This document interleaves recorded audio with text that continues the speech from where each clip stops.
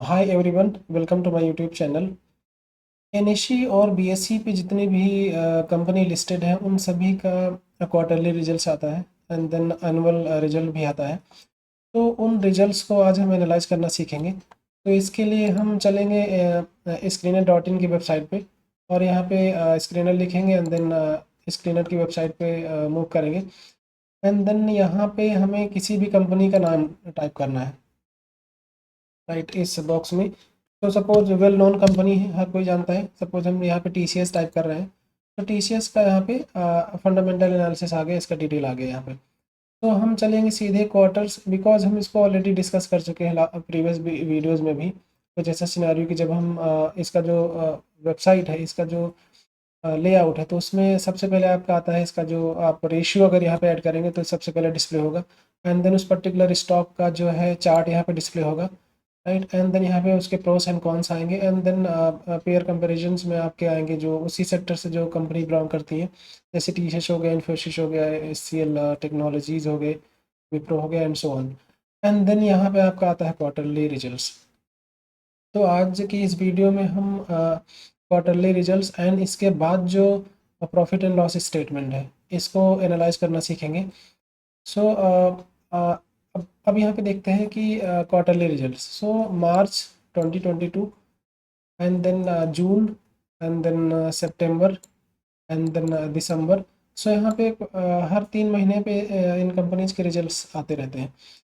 तो अब हमें कॉलम्स में तो यहाँ पे टाइम दिया हुआ है right, March June September December, March June September December and so on. तो यहाँ पे अभी तक का जो रिजल्ट है वो जो है मार्च 2025 तक का रिजल्ट यहाँ पे डिस्प्ले हो रहा है। और ये तो कॉलम की बात हो गई। हम रो साइड में आते हैं तो हर एक रो के करस्पॉन्डिंग यहाँ पे कोई एक टर्म लिखा हुआ, दैट इज सेल्स। तो हमें समझना होगा कि सेल्स का मतलब क्या है। Sales means revenue. और इसको आप इस तरीके से समझ सकते हैं कि जो कंपनी अपने प्रोडक्ट या सर्विसेज को सेल करके जो भी प्रॉफिट जनरेट करती है, that is called sales. And then आपके एक्सपेंसेज होते हैं। एक्सपेंसेज में सपोज कंपनी जो है अपनी एम्प्लॉय को सैलरी भी दे रही है एंड उसके बिल्डिंग का भी कॉस्ट है एंड देन वहाँ पे इलेक्ट्रिसिटी बिल है एंड एडवर्टीजमेंट के लिए जो भी खर्च लगता है, तो वो सब का सब आपका काउंट होता है एक्सपेंसेज में। And then operating profit. Operating profit means what? Operating profit is equal to sales minus expenses. आप इस फर्स्ट रो को सेकेंड रो से सब्ट्रैक्ट करेंगे तो जो भी अमाउंट आएगा that is called operating profit right. And then OPM percentage. इसको समझते हैं कि इस टर्म का मतलब क्या है। OPM percentage means operating profit margin percentage. Operating profit margin percentage, तो ये कैसे कैलकुलेट होके आ रहा है यहाँ पे? Profit and divided by this and multiplied by 100। जैसे आप परसेंटेज क्लास 4 या 5 में आप परसेंटेज कैलकुलेट करते थे, तो वैसा ही है यहाँ पे कि अगर एक पेन को 10 रुपये में बेचने में सपोज 2 रुपये का प्रॉफिट हो रहा है, तो उसको कितने परसेंट का प्रॉफिट हो रहा है right. So 2 divided by 10 into 100 right. कुछ ही परसेंटेज का यहाँ पे फॉर्मूला अप्लाई होकर ये वैल्यू, ये जो रो है परसेंटेज को रिप्रेजेंट कर रही है। And then next row is other income. Other income में यहाँ पे कुछ वैल्यूज हैं, तो ये जो अदर इनकम है ये भी आपको ऑपरेटिंग प्रॉफिट में ऐड हो जाएगा right. And then interest and depreciation.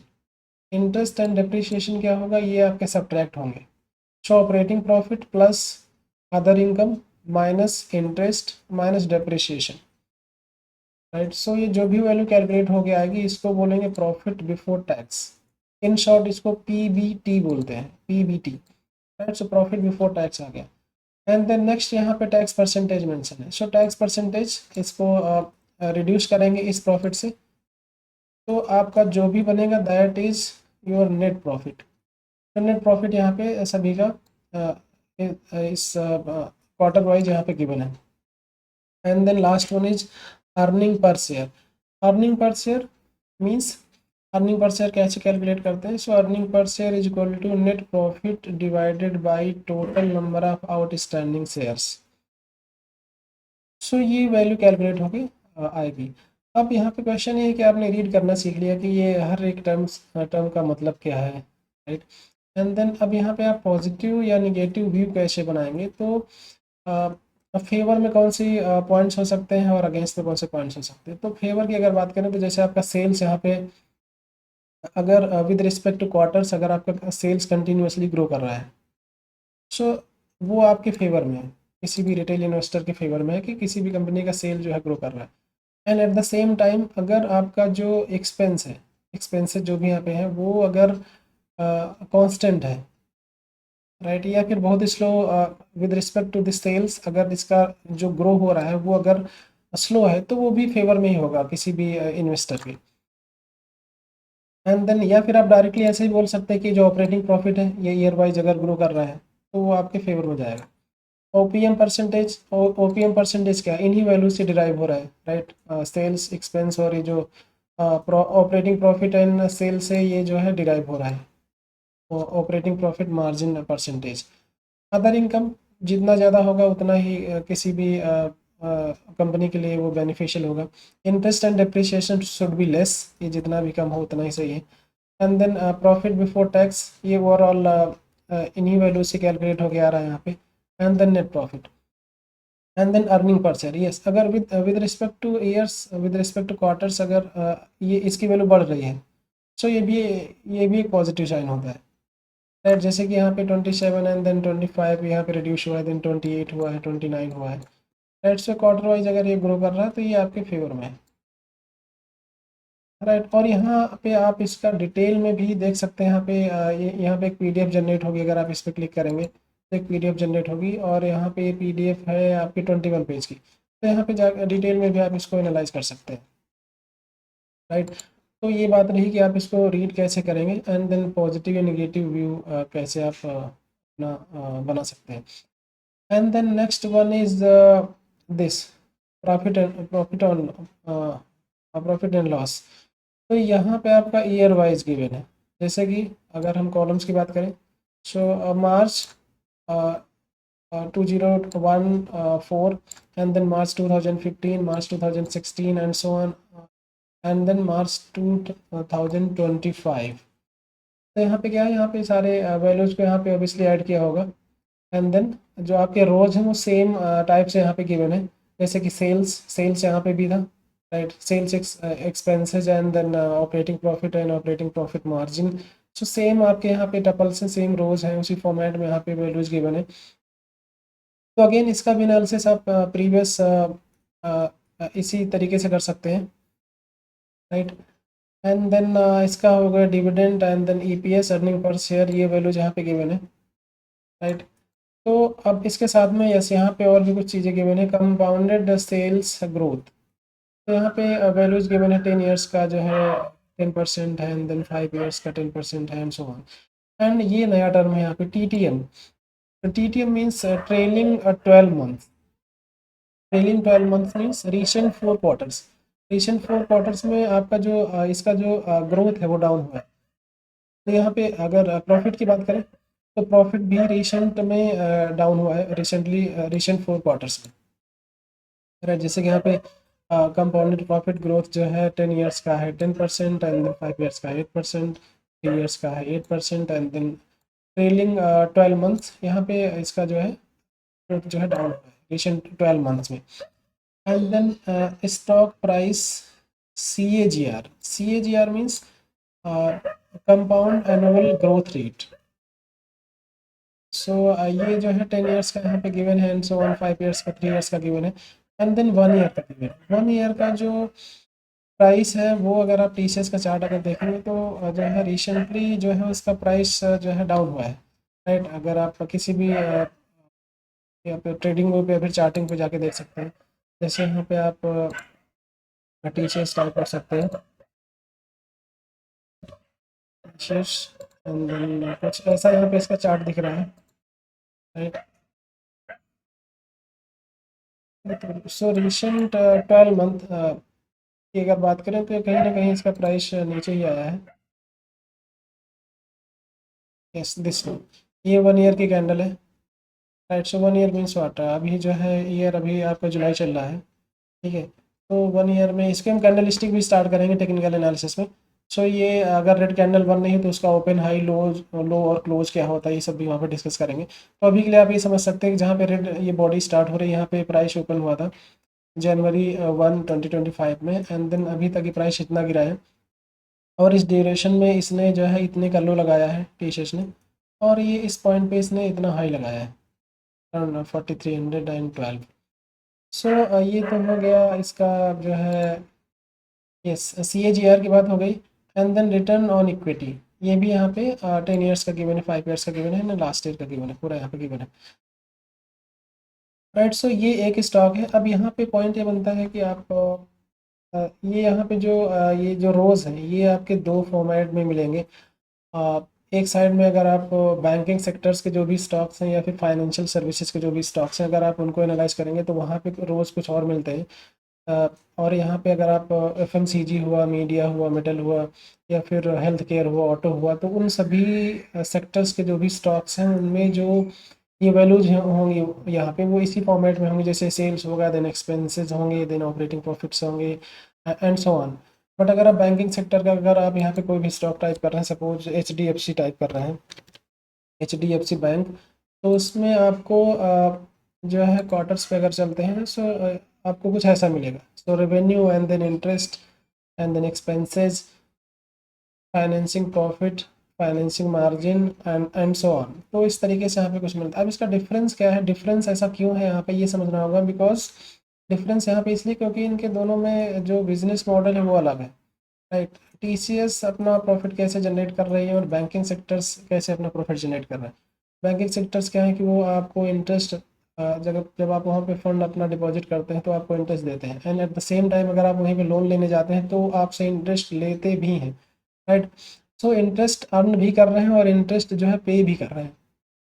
सो उनका जो उनका इनकम है वो एक जैसे ऑटो सेक्टर की जो कंपनी है या फिर TCS है, इन्फोसिस है, इनके जो अर्निंग का जो जो एक वे है वो डिफरेंट है कंपेयर टू दीज कंपनीज जो बैंकिंग सेक्टर में बिलोंग करते हैं या फिर जो फाइनेंशियल सर्विसेज में बिलोंग करते हैं। एंड हेंस यहाँ पे आपका ये कुछ वैल्यूज यहाँ पे डिफरेंट मिलते हैं, बट इनको एनालाइज करना बिल्कुल ईजी है। तो आप यहाँ पे रेवेन्यू, रेवेन्यू अगेन इसको आप सेल्स बोल सकते हैं। तो ये आपकी जो उसका जो बिजनेस का जो प्रॉफिट है, राइट, मेन प्रॉफिट है उस वो है आपका जो है रेवेन्यू या फिर sales. And then interest, interest जो है यहाँ पे जो आप इंटरेस्ट कंपनी पे कर रही है, मतलब बैंकिंग सेक्टर जो पे कर रहे हैं, तो वो हो सकता है। And then expenses. So conclusion यहाँ पे क्या है कि ये जो वैल्यू है, द फर्स्ट रो में से आप सब्ट्रैक्ट करेंगे, फर्स्ट रो में से आप इन दोनों रोज की वैल्यू को ऐड करके फर्स्ट रो से सब्ट्रैक्ट करेंगे। राइट, मीन्स अगर हम मार्च 2022 की बात करें तो इस वैल्यू में से ये जो रेवेन्यू है इसमें से आप इन दोनों को ऐड करेंगे। Right, this and this one, 15 and 15 इन दोनों को ऐड करेंगे एंड देन इसमें से सब्ट्रैक्ट करेंगे, तो आपको 5304 यहाँ पे मिलेगा। राइट, एंड देन आफ्टर आप सीधे सीधे वैसे ही फॉर्मूला लगा सकते हैं। फाइनेंशिंग फाइनेंसिंग मार्जिन परसेंटेज क्या है, अगेन क्या करेंगे, आप इसको डिवाइड करेंगे, मीन्स इस वैल्यू को आप डिवाइड करेंगे इससे, राइट, एंड देन मल्टीप्लाई करेंगे 100 से। एंड देन अदर इनकम, तो ये other this value and then this value, इन दोनों का आप ऐड करेंगे। राइट, एंड डेप्रिशिएशन में यहाँ पे सपोज 0 है, नो प्रॉब्लम, तो आप इन दोनों को ऐड करेंगे एंड देन जो भी वैल्यू आएगी वो आपको यहाँ पे मिल रही है, profit before tax. Right, PBT and then PBT में से आप इस परसेंटेज को रिड्यूस करेंगे। राइट, जैसे 23% है, 23% का मतलब क्या हो जाएगा कि आप इसको दिस वैल्यू इनटू मल्टीप्लाई कर दो डायरेक्ट, इसको पॉइंट कितने से 0.77 से मल्टीप्लाई कर दोगे तब भी आपको 23% रिड्यूस होकर वैल्यू मिल जाएगी। Right, and then net profit and then again earning per share in rupees, तो ये वैल्यू आपकी रुपीज़ में है। So earning per share again क्या होगा, net profit divided by total number of outstanding shares, so उससे आपको अर्निंग पर शेयर मिलेगा, अर्निंग पर शेयर मिल जाएगा वहाँ पे। तो अगेन यहाँ पे आप इसको कैसे एनालाइज कर सकते हैं, ये तो आपको रीड करने का स्टाइल पता चल गया कि आपको ऐसे कुछ रीड करना है, but positive and negative view कैसे बनाएंगे, तो उसके लिए अगेन आपको कुछ ऐसे चेक करना है कि रेवेन्यू जो है कंटिन्यूसली अगर बढ़ रहा है, राइट। एक्सपेंसेस अगर आपके उस रेशियो में या फिर उससे कम रेशियो में बढ़ रहे हैं तो कहीं ना कहीं वो पॉजिटिव सिग्नल होता है आपके लिए। या फिर आप डायरेक्टली अगर इसकी बात करें कि ये फाइनेंशिंग जो प्रॉफिट है ये कंटिन्यूसली ग्रो कर रहा है, राइट। बट यहाँ पे बैंकिंग सेक्टर में तो ऐसा नहीं, यहाँ पे निगेटिव में दिख रहा है। बट यहाँ पे हाँ, ये जो अदर इनकम है ये जो है इसको भी आपको एनालाइज करना होता है, राइट, जो कि ग्रो कर रहा है यहाँ पे बीच बीच में, यहाँ पे ड्रास्टिक फॉल भी हुआ है, राइट। एंड देन यहाँ पे नेट प्रॉफिट यहाँ पे, राइट। तो ये हो गया quarterly results. And again profit and loss means ये जो एनुअल यहाँ पे आपको दिखता है मार्च में मार्च 2014 एंड देन सो ऑन। तो इसको भी आप उसी तरीके से एनालाइज करेंगे। अगेन यहाँ पे compounded sales growth, right, TTM है, अगेन मैंने बताया है trailing 12 month, okay, means recently 4 quarters, right. And then so on. तो ये तो मैंने दो स्टॉक्स दिखाए जो कि एक बिलोंग कर रहा था आईटी सेक्टर से और दूसरा बैंकिंग सेक्टर से। आप और भी कंपनी को यहाँ पे किसी भी कंपनी का नाम यहाँ पे टाइप कर सकते हैं। जैसे कि कुछ कंपनी होती है जो हमेशा लॉस मेकिंग होती है, नेट प्रॉफिट उनका हमेशा, अगर आप किसी को भी टाइप कर दें यहाँ पे जैसे कि यहाँ पे ये है एनडीटीवी, इस पे जाके देख सकते हैं क्वार्टर्स में यहाँ पे क्या सिनेरियो चल रहा है, राइट। तो यहाँ पे आप देख सकते हैं कि रिसेंटली सेल्स एंड एक्सपेंसेस इनका कुछ इस तरीके से सिनेरियो चल रहा है रिसेंट क्वार्टर्स में, राइट। इनका जो एक्सपेंसेस है वो सेल से ज़्यादा हो गया, राइट। सो इनका ऑपरेटिंग प्रॉफिट निगेटिव में चला गया, राइट। और फिर ओपीएम परसेंटेज भी निगेटिव में गया। एंड देन इंटरेस्ट आया, डिप्रिशिएशन आया, तो इनका profit before tax means PBT भी निगेटिव में हो गया रिसेंट क्वार्टर्स में। एंड देन टैक्स लगाया, टैक्स से और आपका जो है ये माइनस में जो वैल्यू थी ये यहाँ पे आ गई आपकी नेट प्रॉफिट में, ये वैल्यूज यहाँ पे माइनस में ही है, राइट। सो क्वार्टरली रिजल्ट हो गया।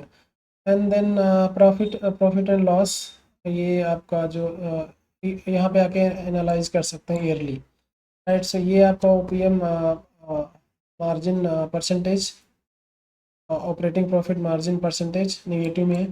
एंड देन यहाँ पे ये भी आपका निगेटिव में है। और यहाँ पे रिसेंटली 2 क्वार्टर से आपका निगेटिव सिनारियो चल रहा है यहाँ पे। एंड देन ये सब एनालाइज कर सकते हैं कि compounded sales growth and then TTM क्या है। एंड यहाँ पे ये वैल्यू देखिए, यहाँ पे -964%।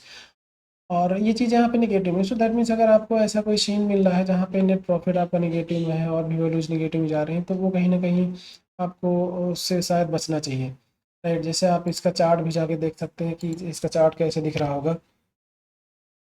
तो यहाँ पे ऐसी एक कंपनी नहीं है, बहुत सारी कंपनीज हैं जिनको आप ऐसे जाके चेक कर सकते हैं डिफरेंट डिफरेंट पर्सपेक्टिव में।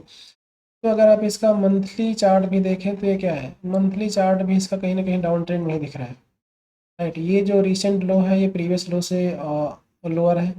एंड जो रिसेंट हाई है ये इस वाले हाई से भी लो है। सो अगर फोर स्विंग्स जो है lower low lower high and lower लो का फॉर्मेशन है किसी भी स्टॉक में, सो वो उसको आप बोलते हैं कि डाउन ट्रेंड में है, राइट। तो इसका ये चार्ट क्लियर कट एक डाउन ट्रेंड में अभी दिख रहा है, मंथली पे डाउन ट्रेंड में है, राइट। तो मंथली पे डाउन ट्रेंड में है और इसका जो फंडामेंटल में भी चीज़ें ऐसे दिख रही हैं। तो अब क्वेश्चन ये है कि क्या आपको सिर्फ quarterly results and profit and loss से डिसीजन ले लेना चाहिए। ऑब्वियसली अगर आप रिजेक्शन फेज़ में है तो उसको आप रिजेक्ट कर सकते हैं। बट अगर कोई पॉजिटिव चीज़ें दिख रही हैं, मीन्स अगर आपका ईपीएस अर्निंग है, ईपीएस अगर ग्रो कर रहा है, एंड देन ओपीएम परसेंटेज अगर ग्रो कर रहा है, ऑपरेटिंग प्रॉफिट ग्रो कर रहा है, नेट प्रॉफिट ग्रो कर रहा है, तो उसको आप कंसीडर कर सकते हैं। बट फाइनल डिसीजन आप नहीं ले सकते। फाइनल डिसीजन के लिए आपको बैलेंस शीट देखना होगा and at the same time cash flow is very important, right. Because sometimes आपको ये मिलेगा कि कंपनी जो है अपना नेट प्रॉफिट दिखा रही है बट कैश फ्लो आपका निगेटिव में है, राइट। सो ये सारे पॉइंट्स यहाँ पे इंपॉर्टेंट है, आप किसी पॉइंट को इग्नोर नहीं कर सकते हैं फाइनल जो है इन्वेस्टमेंट के लिए, राइट। तो अपकमिंग वीडियोज़ में हम बैलेंस शीट की बात करेंगे एंड देन इसको भी डिटेल में करेंगे। बिकॉज कैश फ्लो में आपके होते हैं CFO होता है, यहाँ पे CFI होता है एंड देन CFF होता है, राइट। CFO में कौन सी वैल्यूज इंक्लूड होती हैं उनको देखेंगे। एंड देन CFI में क्या क्या इंक्लूड होता है उसको भी देखेंगे। And then CFF means cash from financing activity, right. CFO means cash from operating activity, right. So rejection में तो आप रिजेक्ट कर सकते हैं अगर किसी कंपनी का जो है नेगेटिव में वैल्यू जा रही हैं तो आप उसको रिजेक्ट कर सकते हैं। बट अगर चीज़ें पॉजिटिव में आ रही हैं तो आपको तुरंत डिसीजन नहीं लेना कि हाँ इसमें हम इंटर कर जाएंगे, तो आपको आगे भी बढ़ना है। ये एक स्टेप हो सकता है कंपनी को फिल्टर आउट करने का। बट फाइनल एंट्री करने के लिए ये जो है परफेक्ट डिसीजन नहीं हो सकता है। राइट्स, अगर यहाँ पे कंपनी पास हो रही है, यहाँ पे चीज़ें फेवर में है, तो आप फर्दर फिर उसका बैलेंस शीट भी चेक करेंगे, फिर उसका कैश फ्लो भी चेक करेंगे, रेशियो चेक करेंगे, और फिर उनमें FII और DII और पब्लिक पार्टिसिपेशन क्या है, प्रमोटर्स का पार्टिसिपेशन कैसा है, वो सारे पॉइंट्स भी चेक करेंगे। तो आज मैंने इन 2 पॉइंट्स को कवर किया है, quarterly results and then profit and loss statement देखने का जो स्टाइल होता है। सो आज के लिए इतना ही रखते हैं, एंड देन अपकमिंग वीडियोज में हम और भी पॉइंट्स को डिस्कस करेंगे। And yes, at the same time हम ये भी टेक्निकल एनालिसिस भी स्टार्ट करेंगे दूसरे प्लेलिस्ट में, right, because fundamental and technical analysis both are very important. किसी को भी हम इग्नोर नहीं कर सकते हैं। मीन्स इन्वेस्टिंग में आपको फंडामेंटल के साथ साथ टेक्निकल भी देखना है। बट अगर आप सिर्फ ट्रेडिंग कर रहे हैं, शॉर्ट टर्म कर रहे हैं या फिर इंट्राडे कर रहे हैं, तो उसमें technical analysis is more than enough. या फिर अगर आप फ्यूचर एंड ऑप्शन में ट्रेड कर रहे हैं, तो वहाँ पे फिर फंडामेंटल एनालिसिस की रिक्वायरमेंट नहीं है, वहाँ पे सिर्फ टेक्निकल एनालिसिस से काम चल जाएगा। सो इसलिए हम टेक्निकल को भी साथ में स्टार्ट करने वाले हैं, राइट।